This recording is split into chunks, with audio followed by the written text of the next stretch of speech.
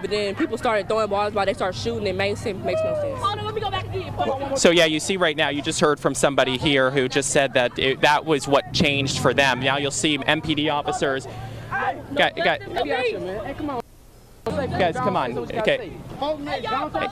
Okay. Yeah, you have people who are getting very close to us over here, but you saw a line of MPD officers just pushing their way closer, and that does appear to be kind of getting some of these people to now leave the parking lot. So this may appear to be wrapping up out here. They're trying to get people to leave. It does appear because they obviously are viewing this as a protest that took a turn that they did not want it to. They were willing. Again, I want to reiterate this. Mobile police were willing to let people stay out here if it stayed peaceful. At one point, it was for about an hour, hour and a half. And then all of a sudden, the situation changing, as you just heard with that woman we just talked with out here. She said that that is the moment she felt everything changed, when they pulled a man out of a vehicle, put him on the ground, and cuffed him. We're still awaiting for information from Mobile Police about this. The only person I see out here is Public Safety Director James Barber. I do not see Mobile Police Chief Lawrence Batiste or their Public Information Officer. Still awaiting information that we have requested, but still a very active scene. Mobile Police, I guess, trying to get a handle on this situation and trying to calm the nerves and keep the peace, guys. Tyler, what are people saying? I mean, earlier we heard chants of no justice, no peace. What are you hearing them saying now? Mostly what I hear right now is just honking of horns. I don't hear any chants. Actually, if we'll pan right there, there's a tow truck that has a yellow vehicle. So that yellow vehicle you're looking at, that is the vehicle that Mobile Police pulled the guy out of and detained. I'm not going to say arrested because I'm not sure the situation there, but they did we have it on video, and that is what the woman we talked with said is what changed this whole situation. So we are awaiting information, but it looks like they're towing away that vehicle now, and that vehicle, I would say, is, according to the witnesses who were out here, the people who were protesting, is what caused all of this to kind of just deteriorate from what was a peaceful protest to now this, which is now pretty much ending with everyone pretty much leaving.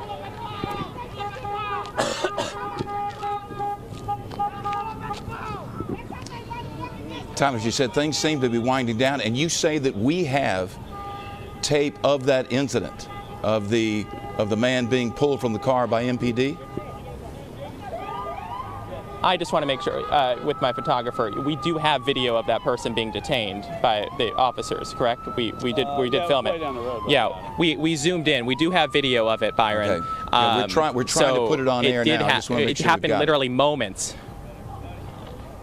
Yeah, it happened moments before we were starting our newscast with our top stories, letting you know, showing you the sights and sounds as we got to you guys at the desk and with Elise at home, and then the top story of the team coverage. It was happening all in that moment before you guys could get to me. They had just walked him away by the time you guys tossed to me at the top of our show at 9 o'clock. All right, Tyler, many of the people seem to have gone over to that Shell station right there on the apron of that shopping center there. Is there any? I see police now moving toward them. It seems like they've congregated over there now. Can you see from your vantage point where I'm talking about?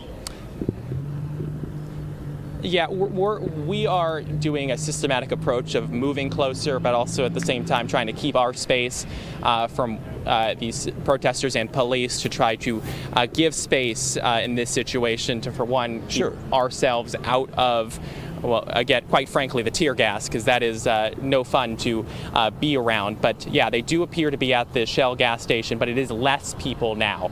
A lot of them got in their cars and left. This parking lot is pretty much empty where we are standing right now. This parking lot where perspective, Tyler, that Shell gas station parking lot where they are is much smaller than that Babies R Us area where you are. Just explaining how much smaller that Shell parking area is compared to the Babies R Us. Chief, are you able to provide any details? Are you able to tell us anything? Okay. Okay. Are you guys thinking about a curfew? Chief Batiste says, Lenise, that they are not thinking about a curfew. So I got that question, but he said he'll be able to tell us some stuff in a minute. The chief now arriving on scene, Public Safety Director James Barber, also here tonight.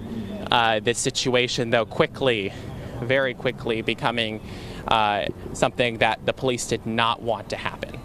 So now it looks like that's one of their command vehicles right there you're looking at. That's where the gathering is right now of MPD officers. Lenise, Byron.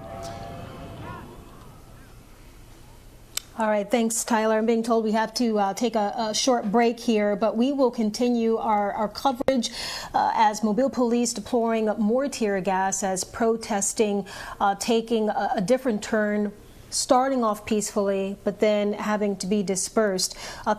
We are committed to following this story all the way through. Stay with us. We'll be right back.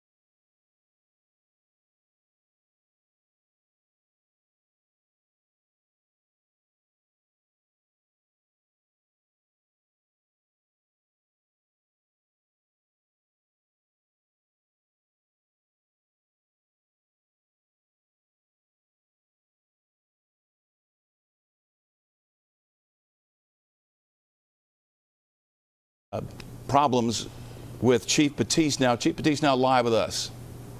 He refused to get out of the vehicle. They placed him under arrest. As a result of that, the crowd, again, all day today we've said as long as the protests are peaceful, we will support it and we will allow them to do it. When it gets to the point where individuals take it upon themselves to start assaulting officers by throwing bottles or projectiles at officers, we have to take a different approach. This turned bad because of what they did, not because of what we did. Violation of the law is a violation of the law. And again, all he was going to get was a citation. He was driving recklessly. We have to address bad behavior. We will address bad behavior. There's no other way to look at it, because if we allow it to cross those lines, we start to have victims of protests that are not necessarily, that should be necessarily considered victims, because we allow people to get out of hand. Well, and me and you were texting back and forth, and it was very peaceful out here for about an hour and a half or so. And then it just kind of, I guess, got a little rowdy and got out of control, and you guys were forced to fire at least tear gas once. Pepper balls, and again, it's easy. That earlier pepper balls? So it was tear gas earlier at the other location. It's pepper balls here. Okay. And so again, the ideal is to disperse crowds without having to have the physical contact with them. And if we can reduce that physical contact, we can reduce complaints of police brutality and things of that nature there. And so our goal again is to allow people to protest peacefully, but by the same token, we have to make sure that people do not breach other people's rights when they're voicing their opinions about an injustice that they believe that they've had. So. Any talk of a curfew? A lot of cities across the country are doing it. This is kind of, I mean, this got out of control here in your guys' words. Any talk about that here? So the ideal is that we'll sit down at the table in the morning and we'll recap everything that happened today, and we'll talk about how do we move forward.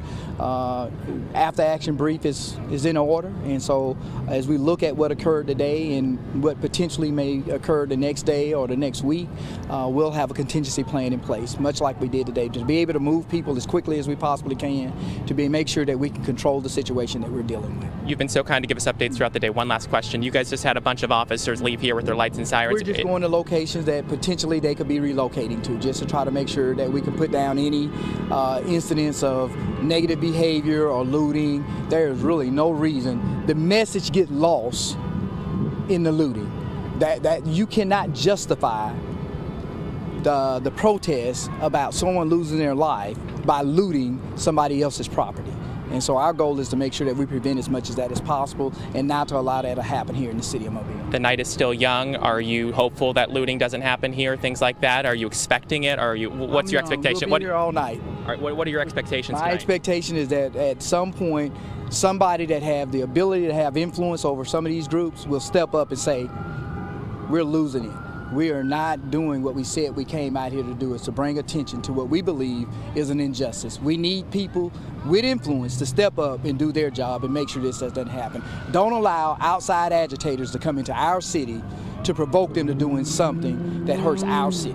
That's what we need to have happen. An important message from Mobile Police Chief Lawrence Batiste tonight, giving us another update. He's been very kind to provide those details throughout the day to be able to give you those updates about what has been happening. And you just heard from him that it was pepper balls is what they deployed out here, not tear gas, but it's still, I mean, we caught a whiff of it as it was happening, and it was definitely not a pleasant feeling, which is why a lot of that crowd did disperse. And you guys were in a commercial break at the start of my questioning with Mobile Police Chief Lawrence Batiste, but I did ask him about that detainment/arrest that happened. He did confirm they did arrest somebody.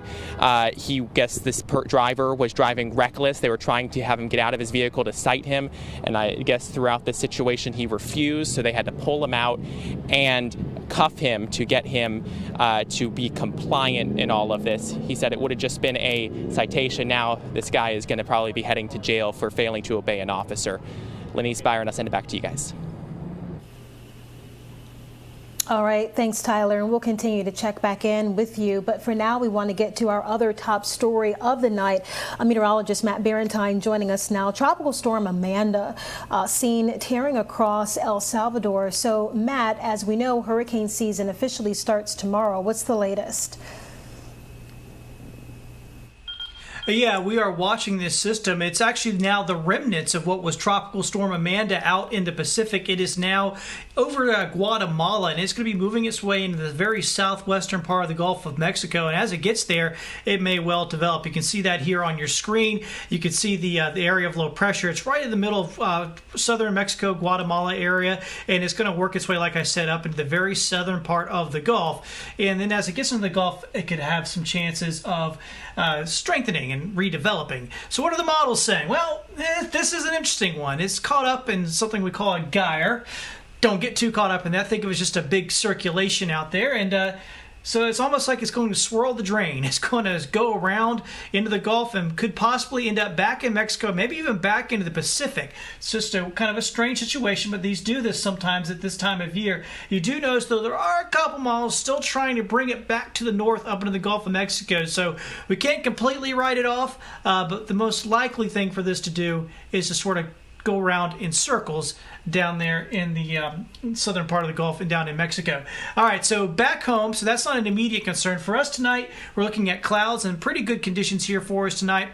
Here's your planner through the rest of the evening. Temperatures are going to be around 70 degrees here as we get to the overnight hours, in the upper 60s when you wake up tomorrow. Now, tomorrow's going to be another hot day. It's going to be another dry day. How does it look in the long range? Well, we'll have those showers and storms. They will return. I'll show you that in just a few minutes.